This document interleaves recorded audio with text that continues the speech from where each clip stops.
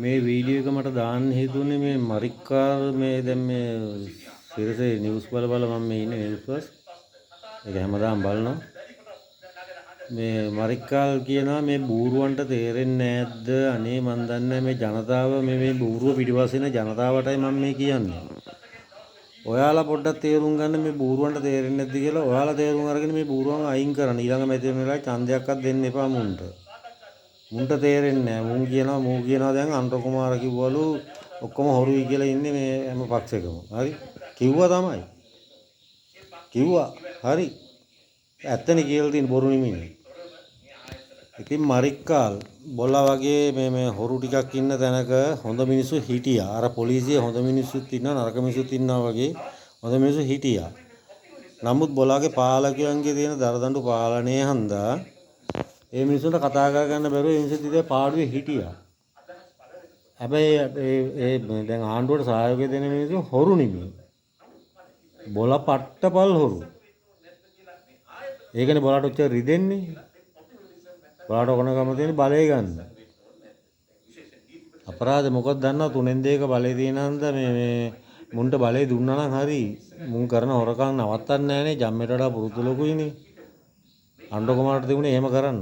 මුන්ට බලය දීලා වෙලා මුන්ට වෙන් කරන මුදල් වලින් මොනවද කරන්න කියලා බලන්න. තාර අලවලා මාටිය ගහන්න කාට හරි මොන හරි මේ කොන්ට්‍රැක්ට් එකක් බාර දීලා ඒවයි මාටිය ගහන්න. දැන් ඒ මුකුත් බෑනේ. දැන් ඒවා කරන්න ඉඩ දුන්නා නම් තමයි හරි.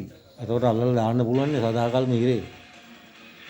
මුන්ට තේරෙන්නේ නැහැ මේ මිනිස්සු දැන් ඉන්නේ 90ක් ඉන්නේ මේ සම්පූර්ණම මේ ආණ්ඩුවේ පැත්තේ තමයි ඉන්නේ. මොකද මේ හේතුව මේ රට ගෙනියනවා දැන් හොඳට. දැන් අපි නාකිය අපි මැරලා ළඟදී. ඒක වෙනම දෙයක්. මේ ඉදිරි දරුවන්ගේ પરම්පරාවකට රටක් තියෙන්න ඕන. මේ පූර්වයේ පිනට බීවිච්ච නායකයෙක් මේ අනුර කුමාර කියන්නේ.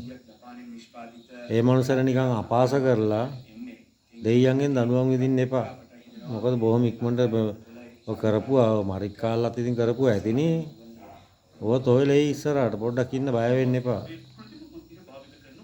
ඔය අන්ටරට අපාස කරන එක නවත්තුවොත් හොඳයි.